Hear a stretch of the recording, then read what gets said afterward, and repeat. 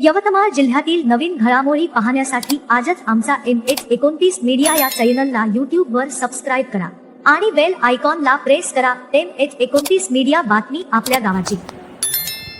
24 तासात 4 अपघात, आर्णी नजीक विविध 4 ठिकाणी अपघात, 2 जागीच ठार तर काही किरकोळ जखमी।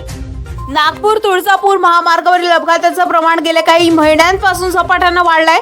त्यात काहींना गंभीर दुखापत तर काहींचा जागीच मृत्यू झाल्याचं पाहायला मिळत आहे। गेल्या 24 तासात देखील आर्णी लगत विविध ठिकाणी 4 गंभीर अपघात झाले।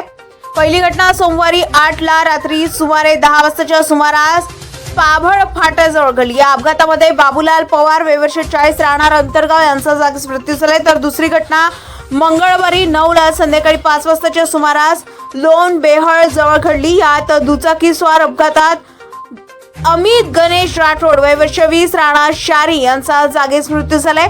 तिसरी घटना रात्री अंदाजे 2 वाजेच्या सुमारास सुकळीजवळ 4 चाकी वाहनाची धडक उसाच्या ट्रॅक्टरला लागल्यानं वाहन चालक किरकोळ जखमी झाले।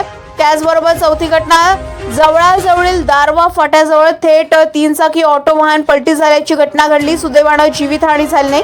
नागपूर तुळजापूर राष्ट्रीय महामार्गाचे चौपदरीकरणाचं काम झाल्यापासून अपघाताच्या घटनेत चांगलीच वाढ झाली आहे। MH29 मीडियासाठी इरफान रजा, प्रशिक मुळेश्वर, आर्णी।